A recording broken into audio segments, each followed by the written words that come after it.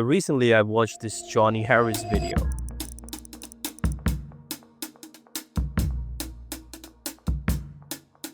and I got really inspired by it. And I tried to recreate it all at once. So I'm going to take you through all that process right now. The software I used is called Blender. And if you're new to this software, don't watch this video. This is not for you. Go watch the Blender Guru Donut tutorial. But if you're not new to this, then you need to watch this video.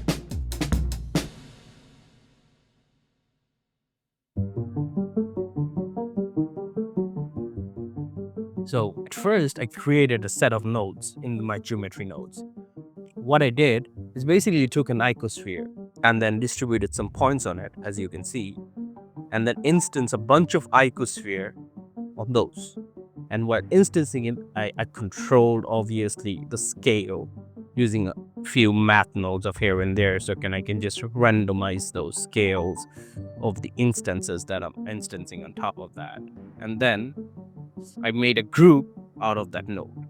And then finally, to control everything, to control the initial icosphere, I used the transform geometry node to control the scale of that.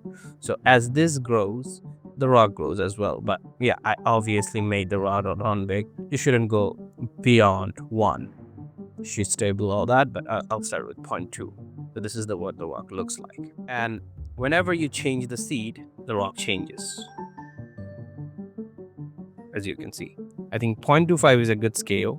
I can start from 0.25 and then I can just move, and every time I change the seed, because the seed value is directly coming from the distribution value, every time I change the seed, I get a new rock basically. So it's like variation, it's completely procedural.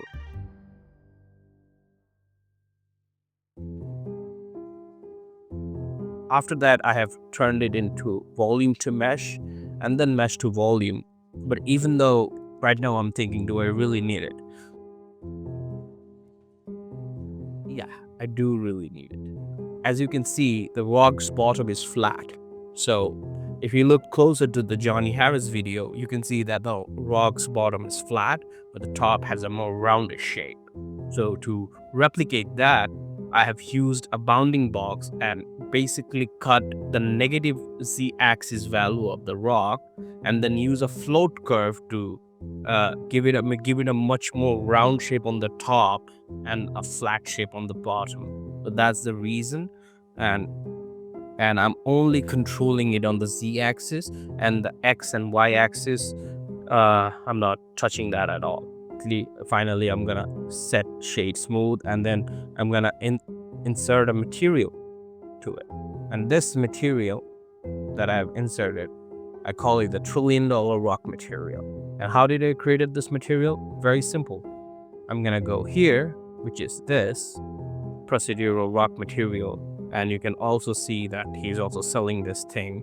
This is basically Ryan King, the god of procedural material, and I created this material before and I'm just reusing it.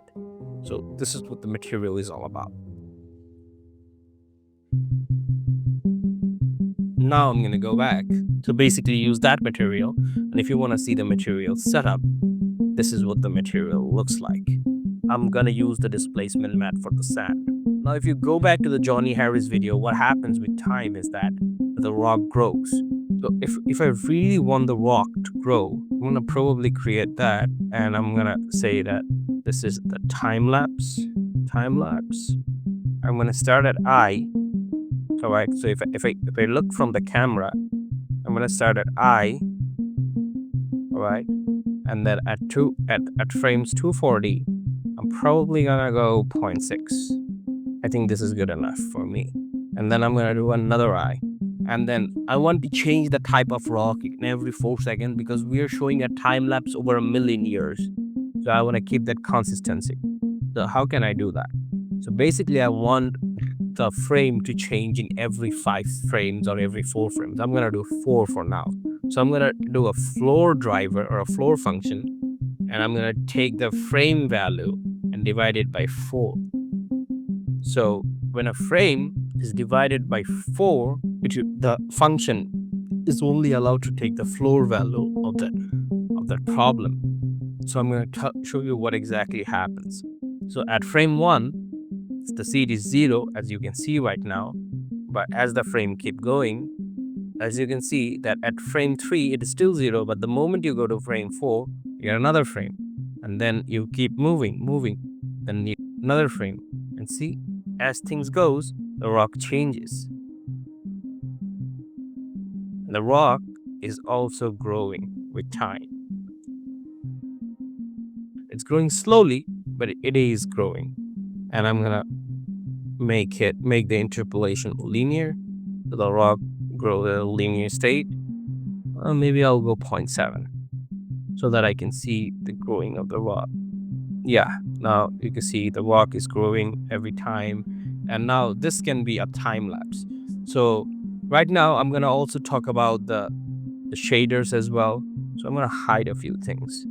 So if I come here, as you can see the sand shader. The sand shader is also taken by Ryan King. I'm going to show you exactly procedural sand texture. If you just search this on YouTube, you're going to get this video from Ryan King. You can follow this tutorial, create the material, or you can just go to his Gumroad and buy it. You can buy the pack, and then in the pack you'll have whatever you need. In the time lapse, in the Johnny Harris time lapse, the sands also move, because over a million years, things will move. So how can you create that? So if you just do this, the sand starts moving, but sand moves very fastly. So to do that, what I did is that I created another floor function, and I changed the sand in every 5 frames. After 5 frames, see, the sand just shifted 1 meter.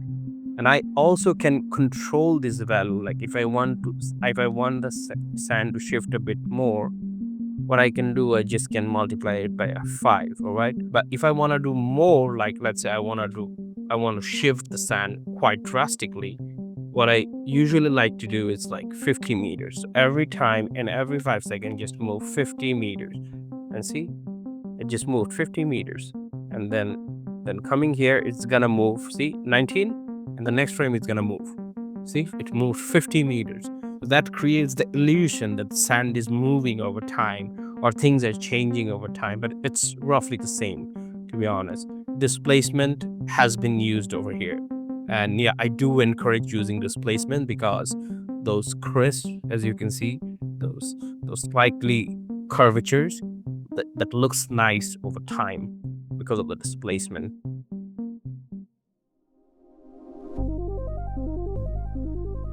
And now for the ocean, I would like to go for the ocean, how I created the ocean. So the ocean is basically created using a volume, basically a mixture of volume with a density of 0.2, and the volume absorption, I use this ocean. So this is what the ocean looks like. As you can see, it looks like pretty ocean. And also you can see some particles moving around, dust particles or ocean dust particles, whatever it is. What I did use, I took the same ocean sphere, converted into a volume, and instant a bunch of icosphere on top of it. And then in the shader, I'm going to show you right now, in the shader of the icosphere, all I'm using is basically an emission, color emission with a transmission weight of 1. And now that is transmitting some sort of light. And with camera blur, it looks insane, as you can see. See, it looks insane. So that's the whole idea. Now for creating that underwater effect, what I did is create, using a bit of noise texture and a mix of all of those, I created this texture.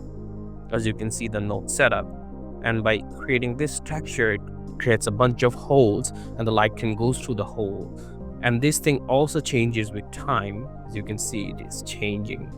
So it's just creating that wavy effect. So what I'm trying to achieve by doing this is that created that underwater look of it. So that's the whole idea.